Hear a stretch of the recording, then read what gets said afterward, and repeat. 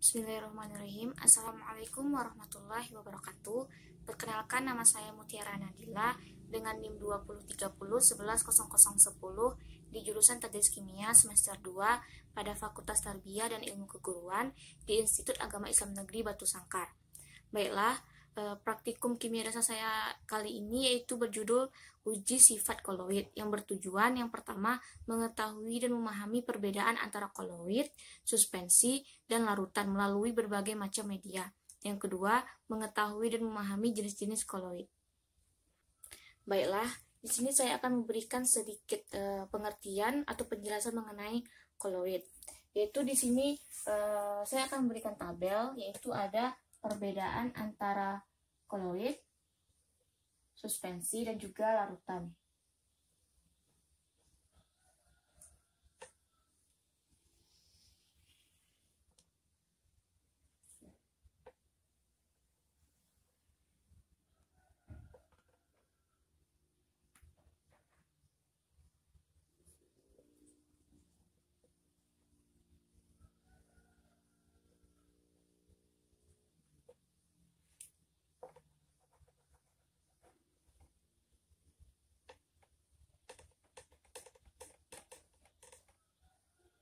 Baiklah, untuk larutan dia termasuk ke dalam homogen.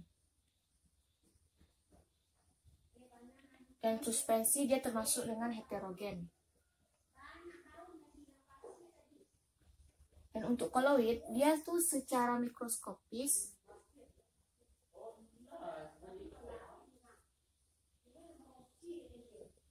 dia tuh termasuk homogen.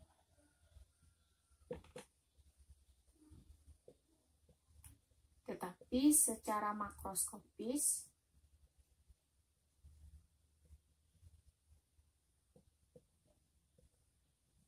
dia termasuk heterogen.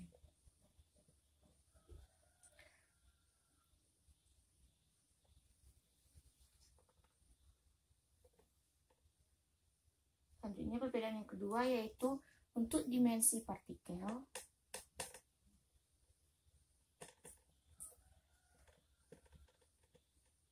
Itu kurang dari 1 nm atau 10 pangkat min 7 cm. Sedangkan yang koloid yaitu dimensi partikelnya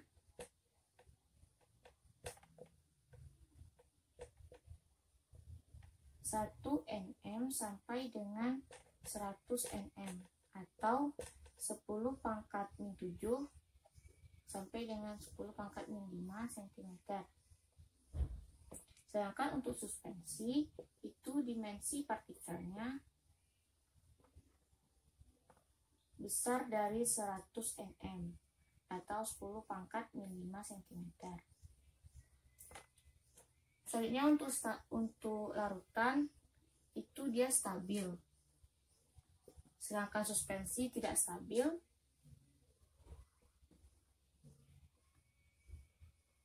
Dan untuk koloid dia relatif stabil.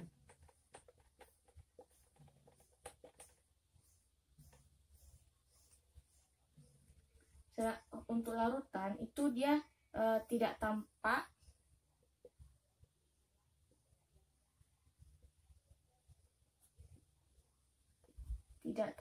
pada ultramikroskop.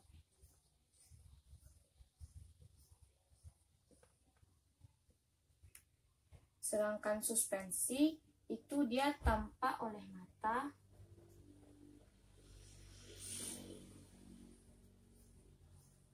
dan ultramikroskop.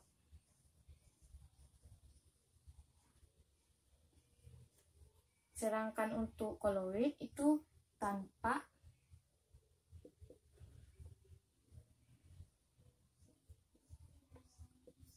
pada ultramikroskop.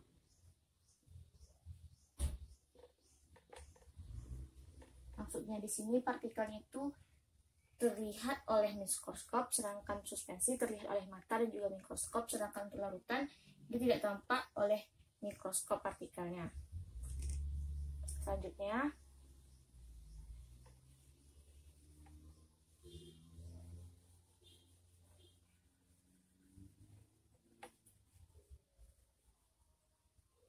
Perbedaan selanjutnya yaitu untuk larutan, dia dapat melewati saringan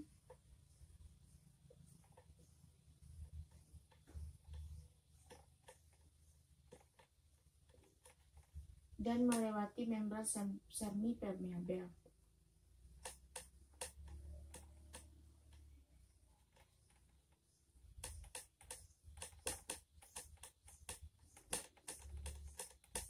Sedangkan untuk koloid, dia dapat melewati saringan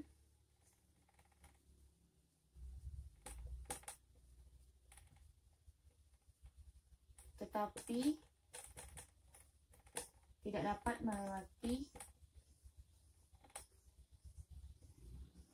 semi permeabel.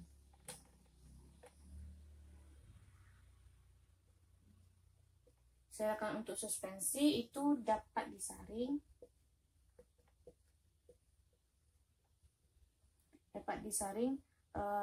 atau melewati saringan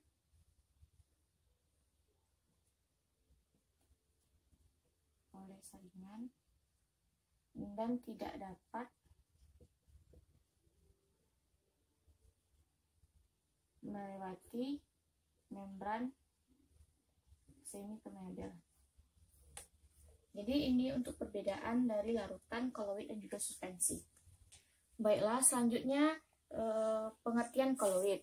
Apa sih itu koloid?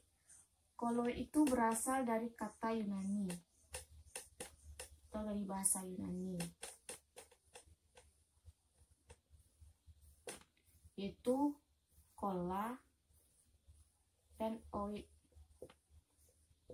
Dimana untuk kola itu artinya lem dan oid artinya seperti.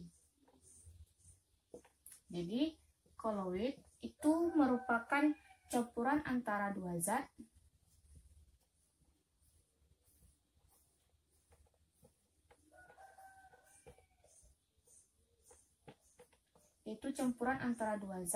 atau lebih, di mana partikel-partikel zat yang berukuran sekitar antara 1 sampai 100 mm atau 10⁻⁷ sampai 10⁻⁵ cm tersebar dalam zat lain atau medium pendispersi.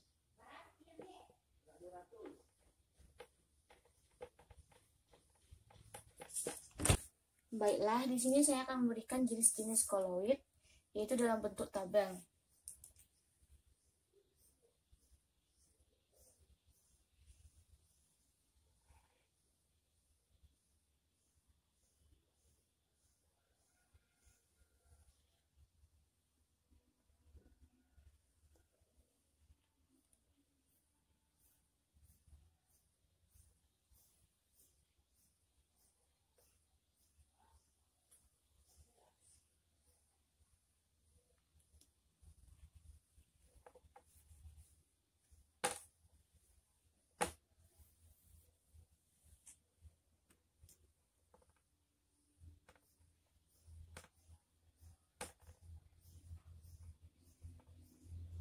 Sini ada lemor, lalu ada fase terdispersi, ada fase pendispersi, lalu ada jenis koloid, kan ada contoh.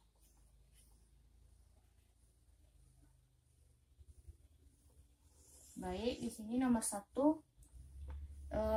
cair. Kita buat dulu sampai ada 8.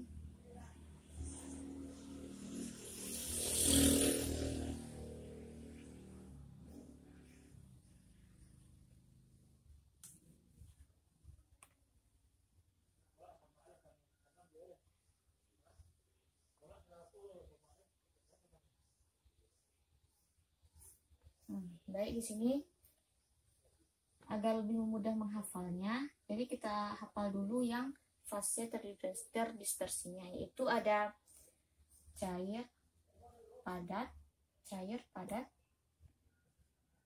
gas, cair, lalu ada padat. Lalu di sini ada gas, cair padat,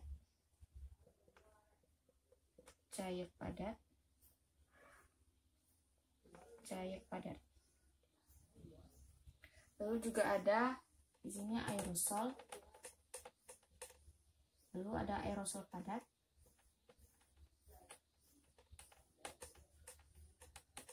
Lalu ada buih padat. Lalu ada emulsi padat. Lalu ada sol padat. Di sini untuk contoh, di mana untuk fase terdispersinya dan fase pendispersi serta jenis koloidnya itu cair, gas, aerosol, maka contohnya itu ada kabut. Untuk jenis koloid aerosol padat, yaitu untuk contohnya ada asap rokok atau asap. Lalu jenis koloid buih itu ada contohnya busa sabun, karena dia sama busa ya. Lalu untuk buih padat itu ada styrofoam. Untuk emulsi itu ada susu, mayones, dan lain-lain. Untuk emulsi padat itu ada mentega, keju, dan lain-lain.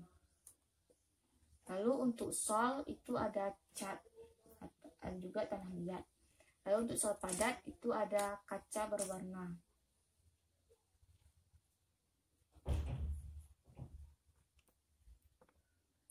Jadi ini untuk jenis-jenis koloid. Selanjutnya yaitu ada sifat-sifat koloid.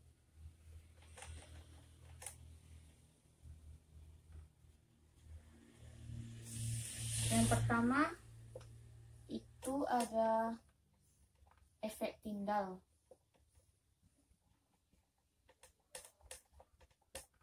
Dimana efek Tyndall itu artinya penghamburan cahaya, peristiwa penghamburan cahaya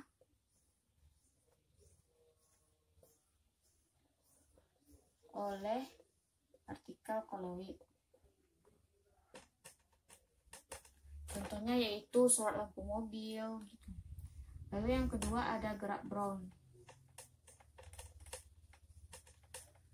Gerak Brown ini yaitu gerak acak antar partikel koloid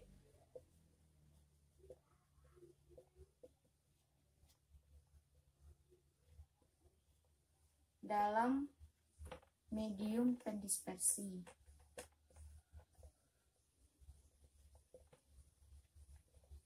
Lalu yang ketiga itu ada elektroforesis.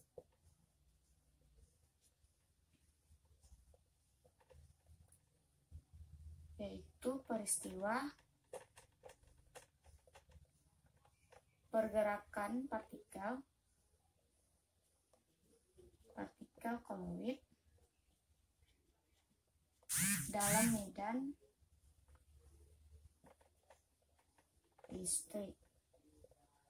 Selanjutnya yang keempat yaitu ada dialisis, yaitu suatu proses penyerapan suatu zat yang bermuatan di permukaan partikel koloid.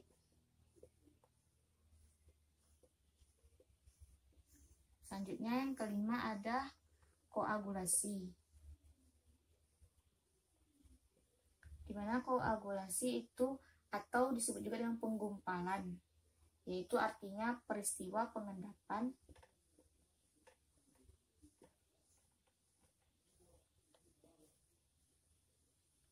partikel koloid disebabkan pelucutan muatan yang dimiliki koloid, disebabkan penambahan elektrolit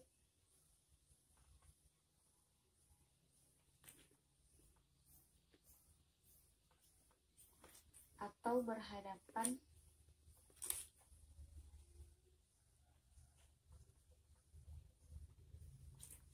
dengan kutub yang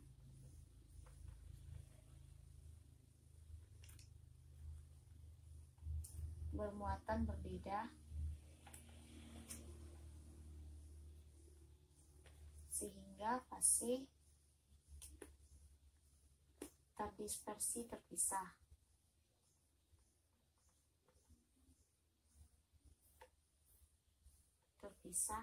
Dengan medium pendispersinya. Selanjutnya yang ke-6 ada koloid pelindung.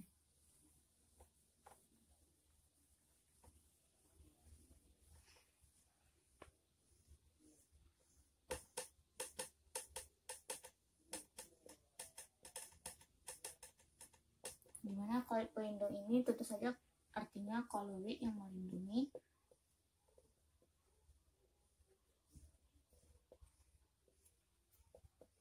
koloid lain. Itu koloid yang melindungi koloid lain agar tidak mengalami penggumpalan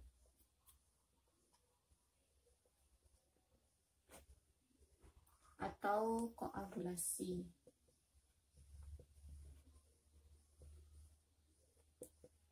Baiklah, maaf sebelumnya, ini tuh bukan dialisis tapi adsorpsi.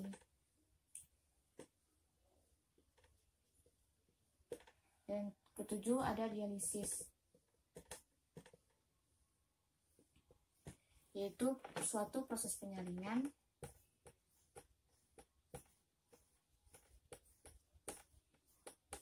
ion-ion pengotor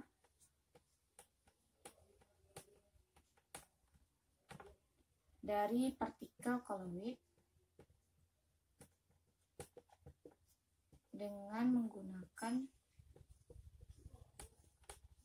selaput semi permeabel.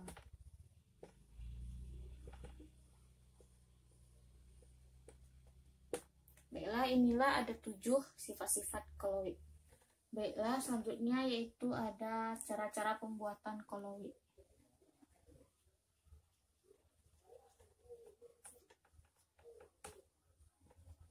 Yang pertama itu ada cara kondensasi.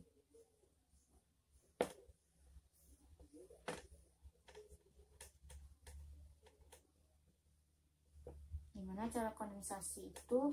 Yaitu pembuatan koloid dengan mengubah partikel-partikel larutan sejati yang berupa ion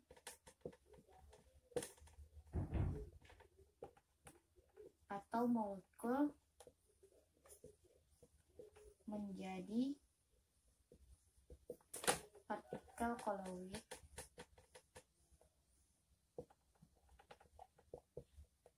atau pembuatan partikel koloid dari partikel kecil.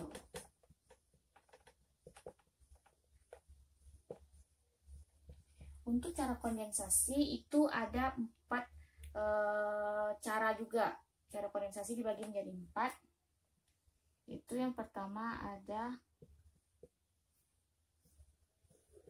ada reaksi hidrolisis, lalu juga ada reaksi oksidasi, lalu ada reaksi reduksi, dan juga ada mengubah pelarut. Selanjutnya yaitu ada cara dispersi,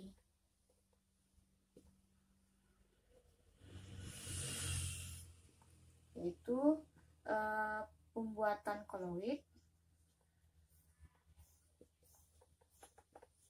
dari suspensi atau pembuatan koloid dari partikel besar menjadi partikel yang lebih kecil. Jadi ini untuk pembuatan koloid itu ada dua, cara kondensasi dan cara dispersi. Baiklah, selanjutnya yaitu pada praktikum uji sifat larutan, yaitu di mana ada bahan dan alatnya. Di mana untuk bahannya ada garam, gula, kerupuk, kopi, ada biskuit, lalu ada es krim, santan, air pasir, air selokan, air PDAM, lalu ada mentega, agar-agar, parfum, lalu ada lem, alatnya ada saringan, lalu senter, lalu ada lap juga. Dalam. Baiklah, di sini saya sudah melarutkan semuanya, semua bahan ke dalam air, yaitu di sini ada agar-agar, sudah saya masukkan ke dalam air, lalu juga ada air PDAM, air pasir, lalu juga ada santan, kopi, mentega sudah saya masukkan ke dalam air, lalu ada parfum, lalu ada air selokan, lem yang sudah saya campurkan dengan air, lalu ada es krim, lalu juga ada larutan gula, larutan garam, lalu juga ada biskuit yang sudah saya masukkan ke dalam air dan sudah saya saring tadi, lalu juga ada kerupuk yang sudah saya saring, lalu juga ada kopi. Di sini kita menentukan apakah dia termasuk ke dalam larutan, koloid atau suspensi. Di sini untuk pengertian dari koloid itu sendiri, yaitu dia baiklah, di sini untuk perbedaan larutan, koloid serta suspensi, di mana larutan itu termasuk homogen, sedangkan suspensi heterogen, dan koloid itu yaitu secara mikroskopis dia termasuk heterogen, dan sedangkan secara makroskopis dia termasuk homogen. Di sini untuk larutan itu partikelnya tidak tampak pada ultramikroskop, sedangkan suspensi dia itu tampak oleh mata dan juga mikroskop, dan sedangkan untuk koloid itu partikelnya hanya tampak pada ultramikroskop. Lalu untuk larutan itu dia dapat melewati saringan dan melewati membran semi permeabel. Sedangkan untuk suspensi itu dapat disaring dalam saringan dan tidak dapat melewati membran semi permeabel. Sedangkan untuk koloid itu dapat melewati saringan dan tidak dapat melewati membran semi permeabel. Jadi di sini kita sudah mengetahui pengertian dari koloid, larutan dan juga suspensi. Di sini yang termasuk ke dalam koloid yaitu ada agar-agar yang sudah diberikan air, lalu juga ada air PDAM, lalu ada juga air pasir, santan, lalu juga ada kopi, lalu juga ada mentega, parfum, dan juga air selokan. Ini termasuk ke dalam koloid karena dia hanya secara makroskopis itu homogen dan secara mikroskopis itu heterogen. Selanjutnya jika dia suspensi itu diantaranya ada biskuit tadi, lalu ada kerupuk dan ada susu. Baiklah, di sini kan kita sudah dapat mengetahui apa itu koloid, suspensi dan juga larutan. Jadi di dalam bahan-bahan ini yang termasuk ke dalam koloid yaitu ada agar-agar yang telah diberikan, yang sudah kita larutkan. Lalu juga ada air PDAM, air pasir, santan, lalu ada kopi kita larutkan ke dalam air, lalu ada mentega kita larutkan dalam air, lalu ada parfum, ada air selokan, dan juga ada susu yang sudah kita larutkan ke dalam air. Ini termasuk ke dalam koloid. Selanjutnya yang termasuk ke dalam larutan itu ialah larutan garam, larutan gula, dan es krim. Lalu dan juga lem. Yang termasuk ke dalam suspensi yaitu tadi ada biskuit yang sudah kita masukkan ke dalam air, dan juga ada kerupuk yang sudah kita larutkan ke dalam air. Lagi kopi termasuk ke dalam suspensi. Baiklah, langkah yang keduanya yaitu kita identifikasi manakah jenis koloidnya. Di sini yang pertama ada agar-agar. Dia termasuk jenis koloid emulsi padat, yaitu pada fase terdispersinya dia cair dan fase pendispersinya dia padat. Dan sedangkan untuk air PDAM itu termasuk emulsi saja. Karena fase terdispersinya itu cair dan fase pendispersinya juga cair. Lalu ada air pasir, ini termasuk kesal karena fase terdispersinya padat dan fase pendispersinya cair. Lalu untuk santan ini termasuk ke dalam emulsi, yaitu karena fase terdispersinya cair dan fase pendispersinya juga cair. Selanjutnya ada kopi.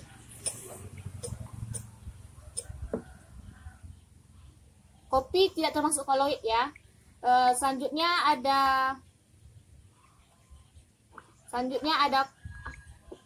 susu. Susu ini termasuk ke dalam emulsi karena fase terdispersinya cair dan fase pendispersinya juga cair. Selanjutnya juga ada air selokan, ini termasuk ke dalam sol karena fase terdispersinya padat dan fase pendispersinya cair. Lalu ada mentega termasuk ke dalam emulsi padat karena fase terdispersinya cair dan fase pendispersinya padat. Selanjutnya ada parfum, yaitu termasuk ke dalam buih karena fase terdispersinya gas dan fase pendispersinya cair. Jadi hanya segini yang termasuk ke dalam jenis-jenis koloid. Baiklah, untuk langkah yang ketiga yaitu pertama kita siapkan dulu alat dan bahannya sudah, lalu sudah dimasukkan juga ke larutan-larutannya. Di sini kita center, kita menentukan apakah dia termasuk efek tindal apa tidak. Yang pertama yaitu ada larutan agar-agar tadi, dimana dia tuh termasuk kalau efek tindal ya, karena dia tembus lurus. Lalu yang kedua ada air PDAM, termasuk efek tindal juga karena dia termasuk cahayanya berbanding lurus. Lalu untuk air selokan itu sama karena berbanding lurus. Lalu untuk santan dia termasuk ke dalam efek tindal karena cahayanya berbanding lurus, tetapi di dalam efek tindal lemah. Lalu ada susu termasuk efek tindal. Lalu ada air selokan, efek tindal. Lalu ada mentega, yaitu termasuk efek tindal juga. Dan parfum termasuk efek tindal. Baiklah, selanjutnya di sini ada larutan garam. Tadi kan larutan garam kan termasuk larutan, berarti otomatis dia bukan termasuk koloid dan berarti bukan termasuk efek tindal. Dan selanjutnya larutan gula juga sama, termasuk larutan dan tidak termasuk ke dalam efek tindal. Lalu ada es krim, termasuk larutan dan tidak termasuk ke dalam efek tindal.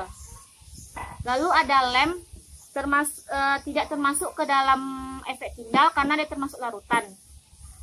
Lalu selanjutnya ada biskuit tadi yang sudah dilarutkan. Ini termasuk ke dalam suspensi, berarti bukan termasuk ke dalam efek tindal.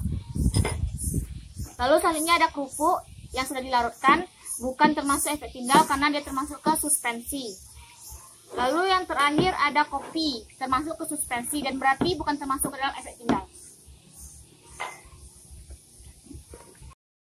Baiklah, berikut ini hasil dari pengamatan uji sifat koloid.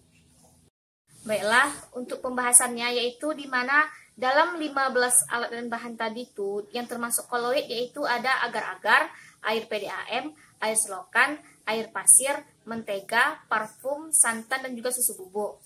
Dan yang termasuk ke dalam larutan yaitu ada larutan gula, larutan garam, es krim, dan juga ada lem. Lalu untuk yang termasuk ke suspensi itu ada biskuit, keripik, dan juga ada kopi.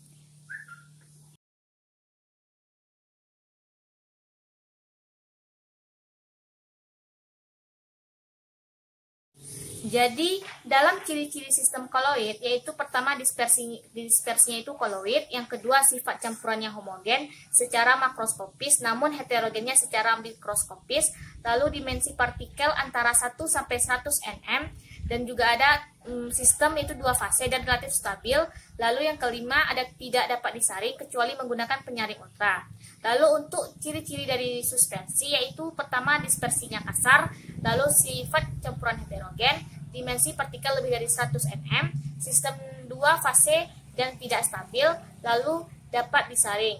Selanjutnya ada ciri-ciri dari larutan yaitu pertama dispersinya molekuler, lalu sifat campurannya homogen, dispersi partikel kurang dari 1 nm, sistem satu fase dan relatif stabil dan tidak dapat disaring. Jadi itulah penjelasan atau pembahasan mengenai apakah dia termasuk dalam koloid, larutan ataupun suspensi. Baiklah, sampai di sini praktikum yang dapat saya sampaikan dan dapat saya lakukan. Lebih dan kurangnya saya mohon maaf. Wabillahi taufiq wal hidayah, waridho wa inayah. Wassalamualaikum warahmatullahi wabarakatuh.